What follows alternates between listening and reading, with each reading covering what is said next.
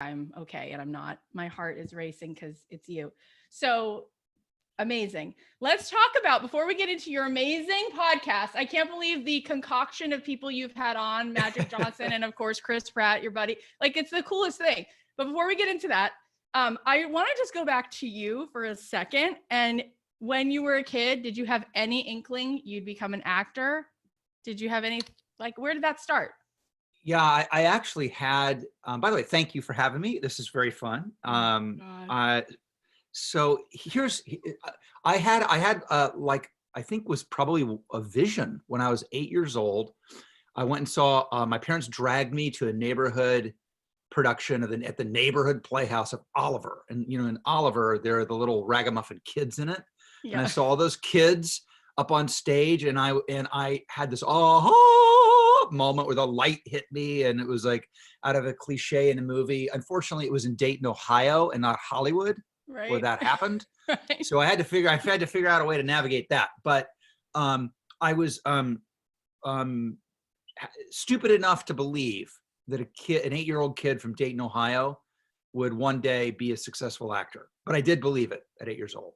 Damn, weren't you right? But so many people have this dream, and then you have a nonstop career.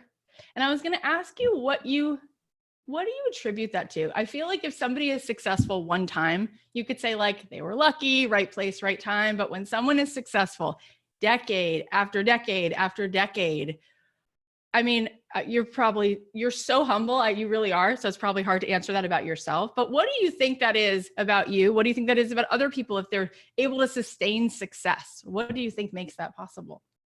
Well, the difference between having the dream and realizing it is that's one element. But I think your question is really the sustainability of a success once you get it. And there's a couple of keys, at least for me. One was the ability to stay curious and interested and connected to real life, and not just live in a success bubble. And the other thing is that enables you to reinvent yourself, because reinventing yourself is key. The new version of you is really important, not just in finding success in terms of business and passion and dreams, but just in terms of growth. You know, I'm glad I'm not the same guy I was in my 20s that I am now in my 50s. And the same is true for my career. You know, I'm doing stuff now in my 50s I never would have done or thought about doing in my 20s. So, and the way I'm driven to do that is by curiosity and staying interested and seeing what new opportunities the world has. And the only way you have that is by continuing to pay attention. That's awesome. And one of the things that people say about you behind your back is that you're one of the hottest people walking the earth ever. But the other thing they say about you is that you have this grace, this humility, where most people who were like the single biggest heartthrob, right, when they were young, that's it. That's it. And you're willing to like be silly and laugh at yourself and like be in these roles where you're like that guy who everyone's kind of laughing at, but like you're okay with that. And I just feel like that says so much about you. And where did that come from, that you became this leading comedic guy after being like the pinup poster guy? Like, did you ever think that would happen? And like, where does that comedy all of a sudden come from? What made that pivot? Well, thank you. It's very nice of you to say. I think first of all, I love making fun of myself. All my heroes had the ability to make fun of themselves in great ways. If you look at for example, look at JFK. The guy's a stud. He's JFK. He's great looking. He's JFK. But if you look at his press conferences, and I recommend to anybody, if you want to look at how different our world is, go to YouTube and look at a JFK press conference. It's like a stand-up comedy act. Really?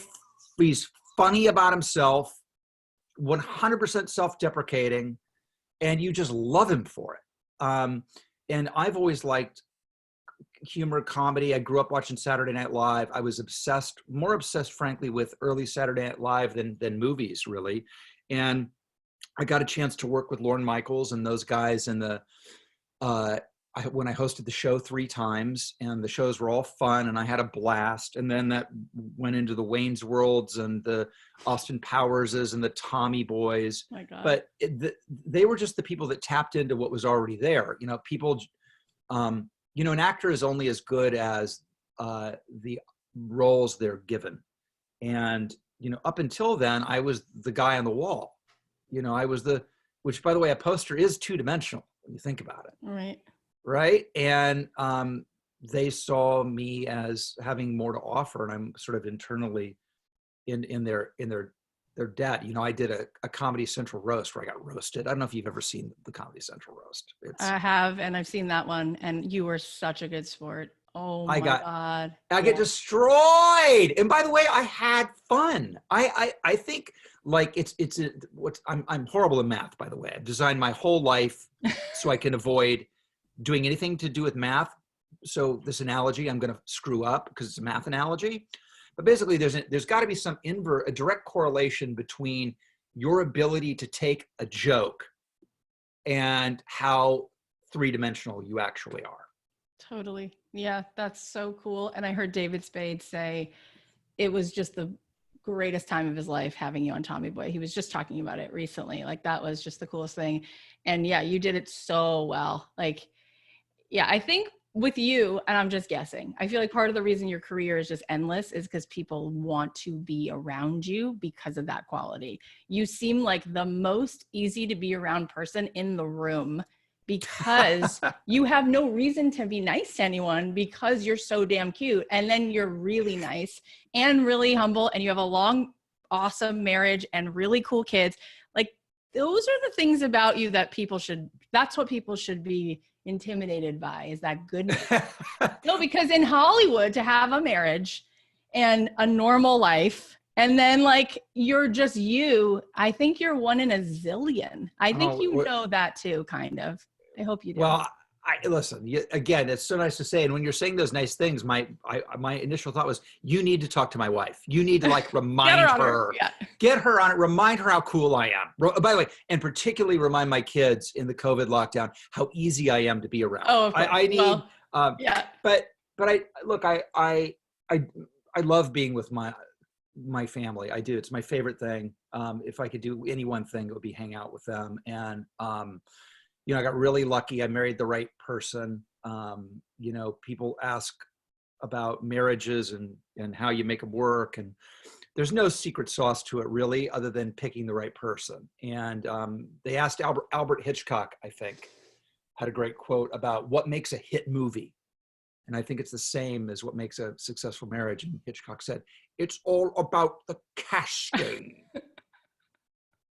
And the thing with you, though, I think it's really a test to be you in a sense, because like everywhere you go, there is a line of 20 million people who are like, I'll take that spot. That's a test to have that. No, seriously, like I think for these basketball players or whatever it is, and like they get caught cheating, it's like, do you have that test? Like you get off the bus and you don't. You work at Home Depot. You're just like, whatever. Like these guys, it's nonstop. Like, so for you, it's like you must have some deep spiritual, like, or some just like sense of self that who knows comes from your upbringing, or because it can't be that you don't feel it everywhere you go, that people are just like throwing themselves at you. Like it's impossible. Like, and somehow you were able to do that. That is unthinkable to me. I don't know how you do that. I really don't, but it's, well, I mean, look, here's the other thing is you have to have partners who understand, who get that. Yeah. Who get that. And Cheryl really has been understanding and helped me through those issues. 'Cause those are real issues that they're 100% are. And it's the old rock and roll cliche, sex, drugs, and rock and roll. It is a part of the business. Less so now, interestingly, which is it's the 80s were nuts, but now I think the business has more adults in it than it did then. Yeah. Yeah. But that, yeah, that's a thing. That's been a thing. It for just sure. speaks volumes. It just speaks volumes to who you are. I think there's probably 4 people in Hollywood who have managed to be successful like you and look like you, although none of them looked like you, but and then have that kind of marriage. And it's amazing. I wanted to ask you though about the 80s and what was that like for you? Because I imagine from where we're standing is like, oh, you're the coolest person in the world, but to be that young and to be that adored and to have that much going on all the time, like I imagine that takes its toll in its own way. Like, what was that like, and how did you keep going and come back from that? Because I feel like that must have been a ride. Well, it was a ride for sure. And, I think when I look and I see the latest person who is standing in that spot in the culture, and it changes every about 5 years, I think. And then the people who are standing in that spot probably have a shelf life of about 10, if they're lucky. And so it's just a conveyor belt. It's been going on since the beginning of time. I'm sure there was a teen idol in in the Egyptian era. Yeah. King Tut, the boy king. I mean, there he was. So it's nothing new. It's Elvis. Today it's Bieber and on and on. So, but very few people get to be there. So it's hard to talk about that without sounding like an idiot. And it's so difficult to have people yelling and screaming about you. But that said, it always made me uncomfortable, and it took me years to figure out why. And a lot of therapy and examination. And what it comes down to is, that they don't know you. You know it. They don't know you. They know a picture. They, a lot of times what's really interesting is I knew they didn't even know the work. Like, I was an actor. I've always been really serious. I don't take myself seriously, but I take what I do really seriously. People, by the way, conflate the two all the time, but that's another subject. Mm-hmm. And so I just had this sense that the reaction was more about them than it was about me. It was more about groupthink, their peers, hormones, how I looked on the outside, and very little, well, nothing to do with how I was on the inside. And frankly, sometimes very little about the work. And that would frustrate me for sure. And I think when teen idols and people like that go through this process and they all come out of it dinged in some way, I think that's really what it's about. I think if girls were screaming, "Oh my God, Bieber, the acapella that you played in the second bar of your song was amazing," he would have a way better time with it. Yeah. When I first came to LA, randomly, I got a job working for Lou Savage, Fred Savage's dad, who passed away a few years ago. Oh my God. And I know that you guys are so cute together. It's ridiculous. I love him. Yeah, of course. You had such good chemistry. But he said that, Fred was just like this kid in Chicago, and he kind of didn't get it. And then he remembers getting out of a limo at the Century Plaza Hotel, and all these girls came over, and Fred goes, "Dad." And he got scared. And he was like, that was the last time we walked out of a car. And it was hard. It was really hard. And he, to his credit, he married this girl from Chicago and normal, but they're normal. So, yeah, but so many people Lindsay Lohan and all these people, it's like Miley Cyrus, of course, ding, ding, ding, here comes the train wreck. Of course, this person, how do you sustain that energy? So people take drugs and people, because it's really, really hard. It's intense. Yeah. The other part of it that's really important is, and you just raised it, is the drugs and alcohol thing. And I have a theory that if there's any question about any train wreck, drugs and alcohol are there. I wonder why so-and-so, or I wonder how that happened, or how could it it's drugs and alcohol. It's like if somebody disappears, it's somebody in the family. It's just a thing that. Right. And I certainly, I've been in recovery now for 30 years. I haven't had a drink or a drug in 30 years now. But that really lit it up for me, because it was it was the only way I was able to get away from it. Yep. to get, and I was a people pleaser, a Midwestern Ohio people pleaser, deadly combination for a teen idol. A people pleasing teen idol is a recipe for disaster. Yeah. I'm too nice. Like an asshole teen idol is great because assholes are great with boundaries, right? We all know that. Yeah. People pleasers not so good with boundaries. Nope.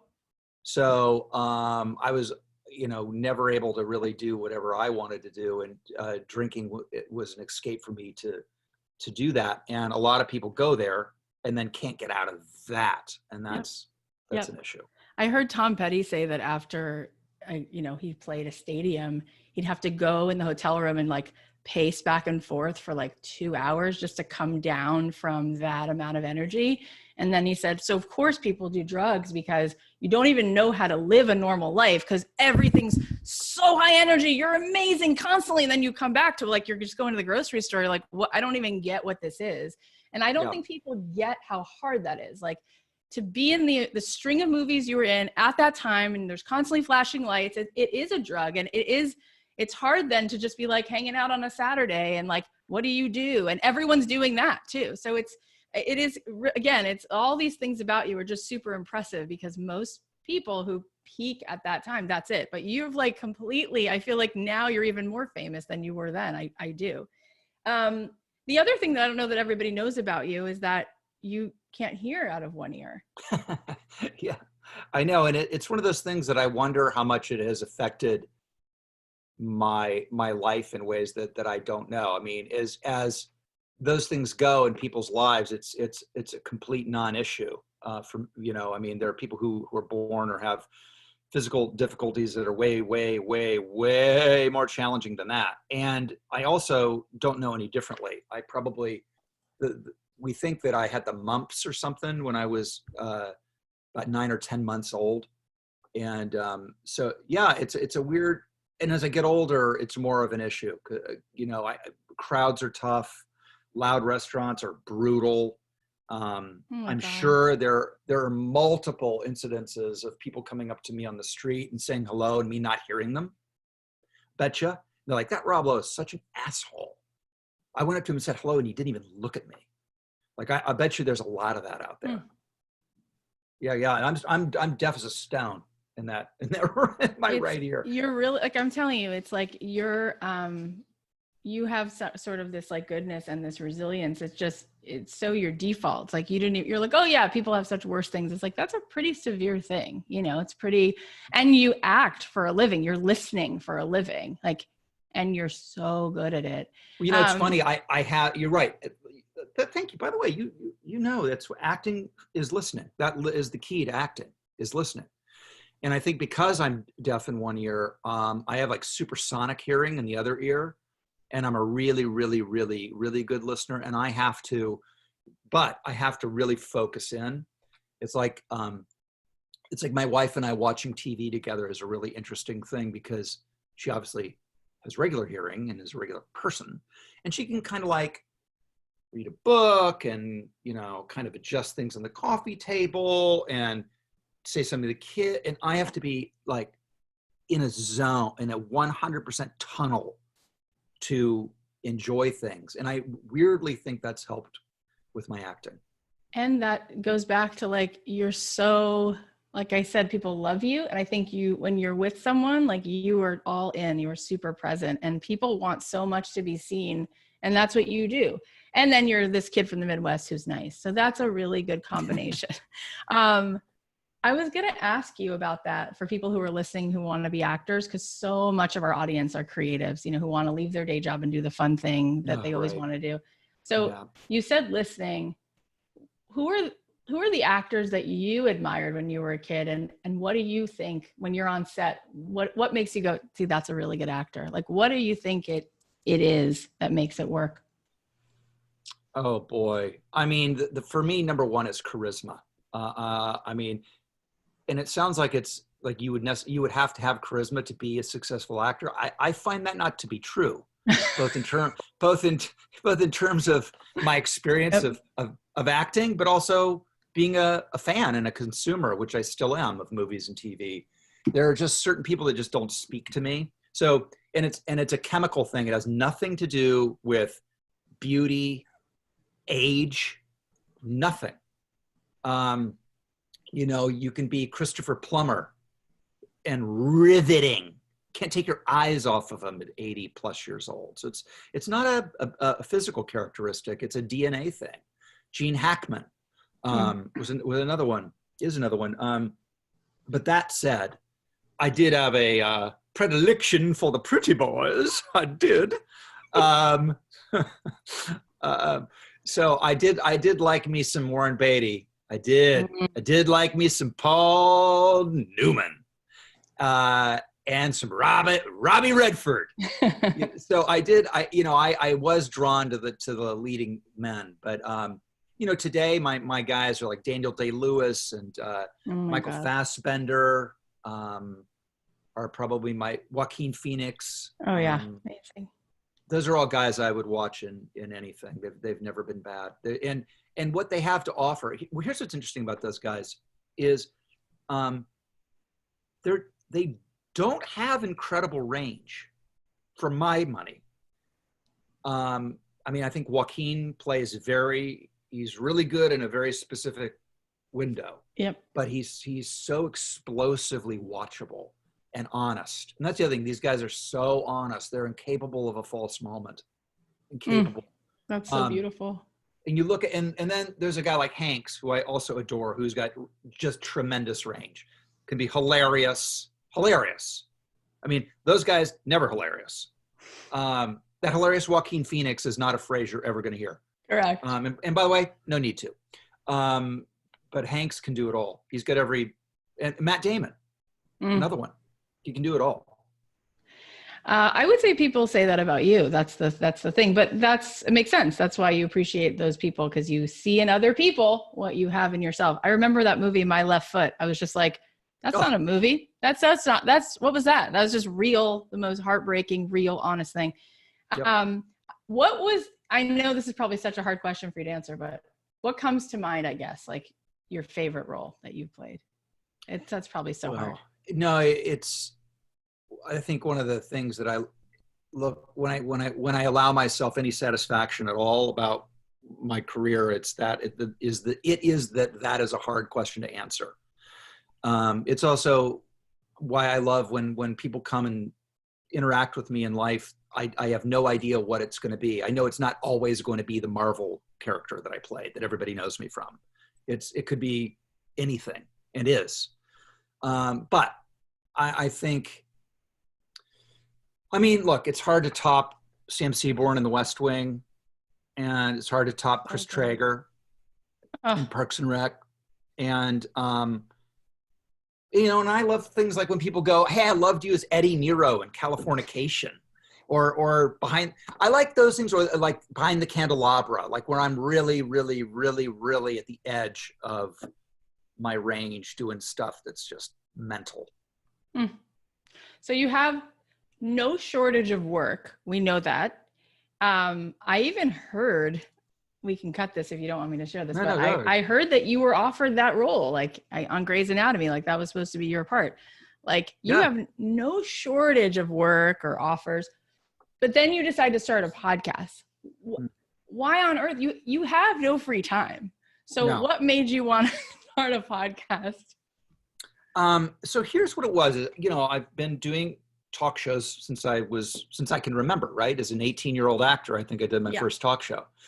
So, you know, I've been on everybody from Carson to Letterman to, you know, Regis to Kelly to Fallon to all of them. You know, all of them, Ellen. And over the years, I've had this journey of being terrified, being bad, not a good guest. It was horrible. I have a David Letterman experience that might be the worst experience a guest has ever had, which is saying something, because Letterman was not user-friendly. And he was really not user-friendly to young, handsome men. Which is so shocking. I wonder why it's shocking. Let me think about why that would be. Anyway, so I had a disastrous appearance on Letterman years ago, and I vowed never to be bad again. And I changed how I was a guest. And that led me to being a really fun guest and having a blast on talk shows. A blast. And a lot of it is not giving a fuck. That's a lot of it. And being really authentic and like getting off the talking points and all the bullshit and just being you. And then I was able to co-host a couple of shows and had so much fun because it satisfied my natural curiosity about people, about current events, storytelling. So this is by the way, it's the longest answer to a question I think you'll ever have of a guest. Nah, So just perfect. Just buckle in because there's more coming. Then I wrote these 2 memoirs. Yeah. Had a blast doing that, and people liked them. And then I did a one-man show that tours the country, which is it's not like the books, but there's sort of a reimagining of that experience. And for me, the podcast is the next step in that evolution. And again, it allows me to do things that I'm not going to get to do in my day job, which is be curious, be myself, riff, be funny, reach people, touch people, and take advantage of an amazing group of acquaintances or great friends Right. or people I'm interested in. My guests on this show, not only are they A-listers and amazing people, but like this week when this podcast drops, my guest that will be dropping is Gwyneth Paltrow. And, I've known Gwyneth since she was 18 years old and crashing in my guest bedroom when she was having meetings to maybe become an actress. So it's so surreal. Oh my God. Yeah. So like I can talk to her, I could talk to Gwyneth in a way that nobody else can. And I think that's interesting. And my hope is that people are interested in pulling up a chair and being invisible. Gwyneth and I just talking the shit. Yeah, and I read that, and I can hear that in your interviews so far, the ones I've heard, that you really want it to be like raw, like real conversation.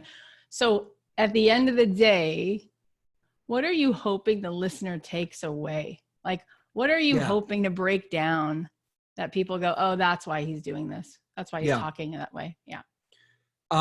And this is interesting because part of me, because I have a perfectionism thing where I initially go, I need to be better, or I'm not doing it right, or whatever. And one of the things I love about your podcast and what you're doing is you have a very specific message and a very specific world you're operating in, and it's really, really valuable. I mean, particularly like I have 2 sons who are going into the workforce right now, and it's been a thing. This is a segue. I'll get back to the answer. But my son went to law school, passed the California bar the first time, and realized he doesn't want to practice law. Right. So this is what your podcast speaks to, right? Those real, like, my podcast speaks to nothing.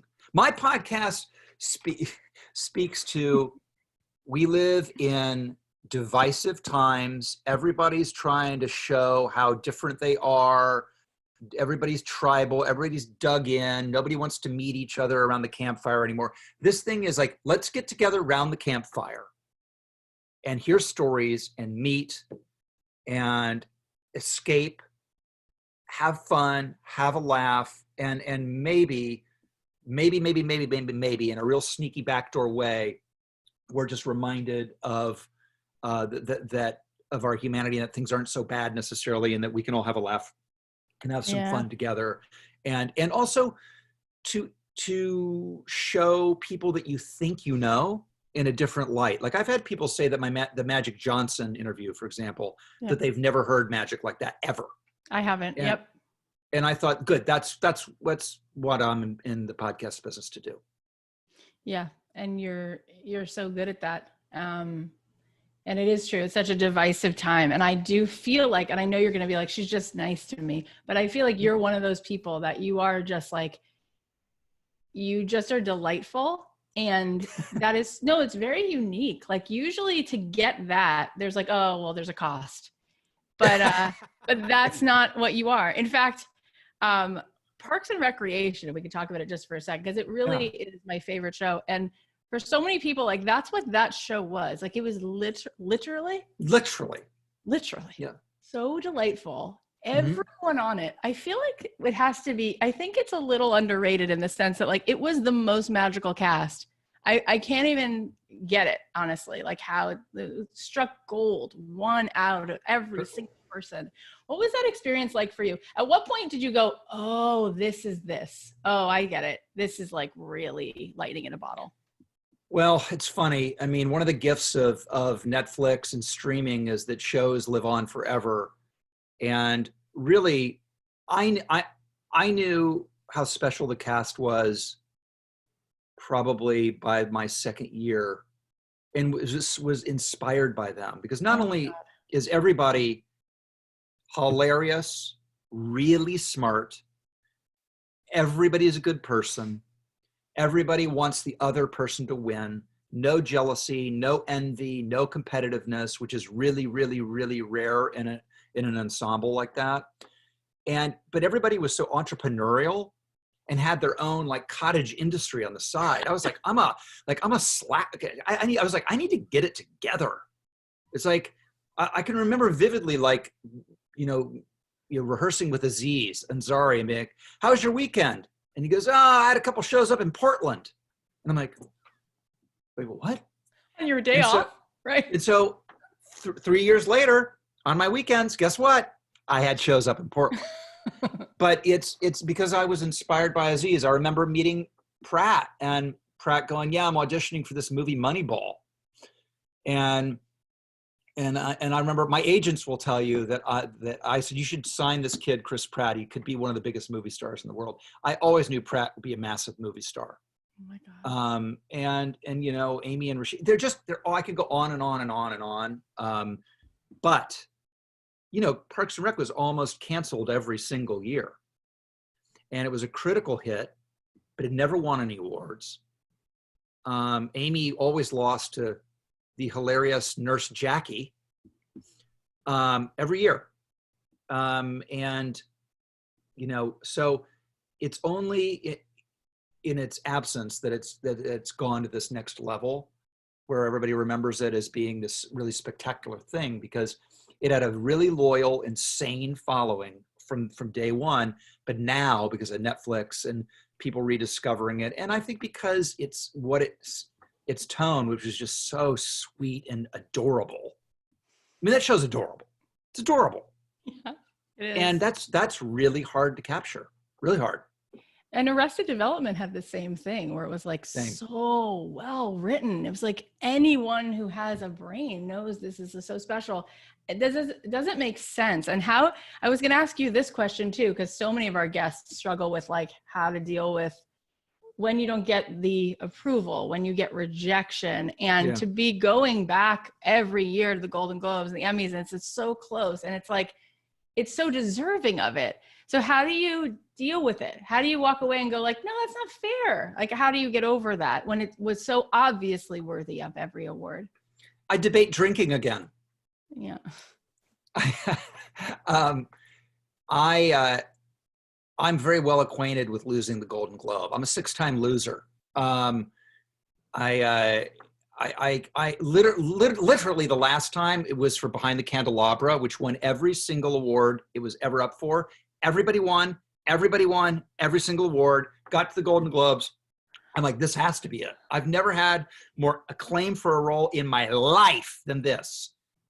And so much so that I was planning how I was going to walk to the stage as they were announcing the names. I was going, okay, I'm gonna have to jump over this wall, and I'm gonna go through this tape. I mean, Michael Douglas had been up, Steven Soderbergh had been up, Matt Damon had been up, the writer had been up, and it was like, I think Jon Voight.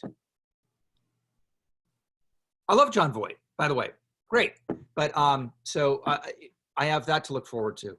So one day I'll win one of those damn things. But look, those things, they're hilarious. I don't really, I think I have a good perspective on them. You know, they're great, but they're, you know, they're whatever. And in terms of people's challenges at work, that not winning a Golden Globe is a hell of a, that is an A-list 1%er problem with a capital 0 of 1. Yeah. And I took this class at UCLA. They have this whole like mindful awareness center, and they actually used it as an example. And they said that they've done these studies about actors who win the Golden Globe or the Oscar, and they actually often feel depressed the next day because they assumed it's going to make them feel so much better about themselves, or something magical will happen, and nothing changes. There's that great photo of Faye Dunaway with the Oscar after she won it for Network, where she's clearly been up all night at the Beverly Hills pool with all the papers with her picture across the world,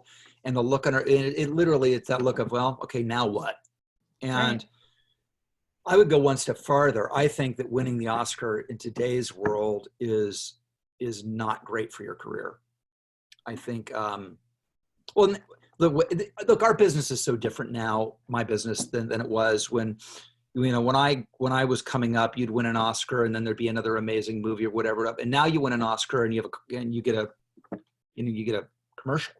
Literally, you get a commercial. That's the reward. And if you want to do another movie like the one you just won the Oscar for, they're not going to pay you. Mm. And so you go, okay, so do I go back and make less money now? Or they go, we'll pay you, and now you're wearing a mask and a cape. That's what it is. There is no other option. It's crazy. I just had this vision of you when you said, like, we were talking about commercials and movies, and I think of you auditioning, and so many of our audience members have all this imposter syndrome. And I imagine they look at you and think that you never get nervous. I would probably assume you never get nervous because you're such a pro. But I'm wondering, back in the day, if you walked into an audition and used to get nervous, and how you would kind of like psych yourself up to feel like, no, I'm in the room. And because you obviously nailed so many auditions, you were able to kind of drop in even when you're in front of a big director. And that in of itself is so hard. And so many people are really talented, but they can't audition because they get so nervous. Like, who am I to be here? I'm an idiot. You obviously were able to push through that at the beginning a lot, which is kind of superhuman. It doesn't even make sense that you were able to do that when you were just starting. How did you do that? How did you not sit in the room and go, I'm auditioning against this guy who's like 10 years ahead of me? Well, yeah, not only is that you're exactly right in terms of what it was like. The first excerpt of my first book, when Vanity Fair took it and put it in Vanity Fair, which was a thrill, that it was all about auditioning for The Outsiders. I'm 17 years old. Oh my God. It was Francis Ford Coppola, who at that time was the biggest, most famous, prestigious director in the world. And all of the auditions were open, in that you were in a soundstage with every other actor who was auditioning. So there'd be like Dennis Quaid and Mickey Rourke and the guy from Happy Days, and then the people who got anybody and everybody, Kevin Bacon, whoever it was, we were all there watching everybody do it. And I've always thought that I don't know if the best actors got those parts in The Outsiders at the end of the day, but I can tell you what, the best auditioners did. And it was kill or be killed. And you just had to come to terms with your nerves, and you needed to be super, super competitive. But also, I really remember about that time is how supportive everybody was of everybody else, and maybe that was helped by the fact that Coppola had us all audition for multiple roles. So you never knew what, quote unquote, your role was. So it was easy to be benevolent when you were auditioning for 3 roles, and so was everybody else. But that said, we would help each other comb each other's ducktail hairdos in the bathroom. And and maybe I learned how to audition through that. Wow. That probably forged me a little bit. But listen, nerves are a good thing. Nerves are a good thing. I think if people, I mean, you're already down the wrong path when you are worried about nerves, and nerves are a negative to be battled, overcome, gotten rid of. If you're thinking like that, you're fucked. You want nerves. You want, what you want to now do is manage them. Right? And when I do my one-man show, I still have nerves right before I come out, for sure. Sometimes more than others. And when I'm really scared, and I mean scared, is when I don't feel anything. Hmm. That's And when what is that's that? when I know. That's when I know I'm liable to have a really bad show. Yep. I love that you like turn it into something so positive. What's the thought that makes you nervous? Is it, I want to please them, I want to get that critic to write the thing? What's at the heart of that? Because I think it's universal for all of us. Everyone listening, it's probably the same thought. Yeah, it's, for me, I think it's that something's going to go wrong. Right. Something's going to go wrong. And what I've come to know only through so many years of experience is that thing that's quote unquote wrong is actually, if it were to happen, an unbelievable opportunity. And I don't know, I mean, Aaron Sorkin and I did his play, A Few Good Men, at the Royal Haymarket for 9 months after The West Wing. And in England, the critics all come on opening night. It's not like New York on Broadway where they come during previews, which could be a month, and you never know who's there or when they're there. But so as if there's not enough pressure on opening night, you also know that every critic is there. Oh God. So opening night, I'm playing Kathy, which is a massive, particularly to play. It's the Tom Cruise part of the movie. It's huge. And at one point, the judge has a big emblem on his podium. And at a really dramatic point, the emblem breaks off and hits the stage and rolls like eeky, eeky, eeky, like a cartoon, uber slow across the stage. And I just look at it, pick it up, look at it, show it to the audience, like, how you like them apples, go back and put it on, and everybody broke into applause. So there's the thing, like, there's a world in which you go, oh, that fucked up the moment, but you turn it in. That, by the way, that's the same night where I had an actor on the cross-examination scene, and I'm cross-examining him. Oh, I know what happened. So I put that back on, right? Gotten this big applause and was kind of feeling good about myself for a minute, and jumped 2.5 pages ahead in the dialogue. Oh God. Oh which, God. by the way, is a Oh my problem God. when it's a courtroom drama, and in that 2.5 pages, you need all those facts for the rest of the play to make sense. Oh God. And so I just took a deep breath. I walked really, and here's the thing: is commit. Because if you commit, people assume you know what you're doing, right? The more you commit, the more people assume you know what you're doing. It's a good trick for any business. So I have no idea where I am. I have no idea what I've said or not said. It's opening night. Every critic in the world is there. And I need a minute to fucking gather my thoughts. So I just did this most serious, committed walk downstage, looked out at the audience like I was having some great moment as an actor, and all I'm doing is thinking, where the fuck am I? And eventually I remembered where I was and was able to think of it, and I went back and I weaved my way back, and nobody ever noticed. But it was it's that thing of not panicking and committing. But do you know Andy Kindler? He's a comedian. Do you know Yes, Andy? I do. I saw him at UCB, and all the guys used to go there too. Like Aziz would always be there. It was such a fun thing to do. But he was doing a set and no one laughed at this one joke. At like 3 people laughed, and he committed and he went, "Do you see what I did?" He goes, "Anyone can make an audience laugh. I was able to make just 3 people laugh. That's amazing. Just those 3 right there. Who can do that?" Like, and everybody laughed, and he got the laugh. So it's like, but to see people who are that comfortable, I think deep down also we all feel like other people are better than us somehow. I want to impress other people. And I think you've done such a good job as a dad. And just sort of closing with this, like, I feel like your kids, I mean, they have this ability. They're so comfortable, like talking to adults or just like being themselves.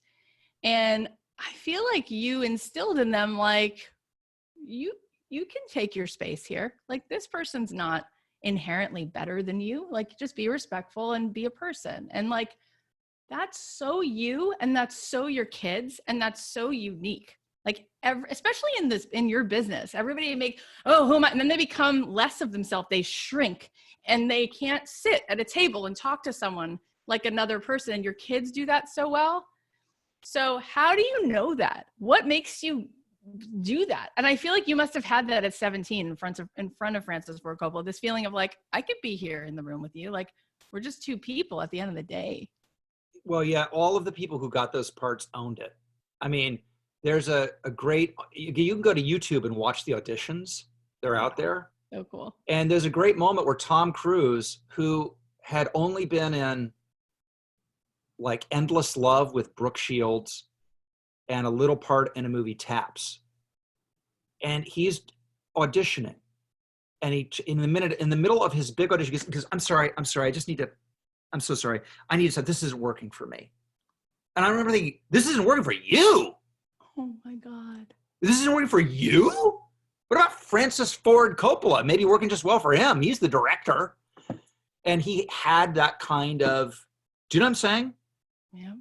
And it blew my mind, but my boys, you know, they, and thank you for such nice words about them. You know, being right-sized in our lives is the goal, right? It's like not, it's like people say, it's like not taking yourself seriously, being conflated with not taking what you do seriously. It's like, you don't, my boys have been raised with blessed circumstances, blessed, but that doesn't mean they should self-efface and not be right-sized in the world. On the other side of it, because of that, they need to be super respectful and empathetic and aware of what their experience is vis-a-vis most other people. And having that right balance is, I think, is the goal. And I think they do have it. But I think a lot of it, again, is because, you know, I think my wife and I are kind of normal, really. We don't live in Hollywood. We don't live even in LA. You know, our values are kind of different. And I think at the end of the day, your kids are going to be, like it or not, a direct reflection of your values. Well, that is such a perfect place to leave it, because it comes full circle, because that's the whole point of your legacy and why you're going to keep being successful for 100 more years, because you're just the most down-to-earth, real, likable human. And that's it. So tell us where we can find your podcast so you can go and do your next thing. Okay, so my podcast you can get on Apple, Spotify, Stitcher, or wherever you get your podcast. It's called Literally with Rob Lowe. And this week, Gwyneth Paltrow, like you've never seen her before. This is literally, Ann Perkins. This is literally the best interview I've ever gotten to do. Literally, you are so awesome. You beyond any dream. So thank you for being here. I just adore you. And I want to talk to you. I want to talk to you every day, or you make me feel so good. Let's do it. Get me on speed dial. You've gotten me on. I'm no longer right-sized. I'm too big for the room now because of you. You're just the best. Keep being you. Keep being you. We love you. We all love you. Thank you. Okay. Bye, Rob Lowe. Bye. Thank you. So great.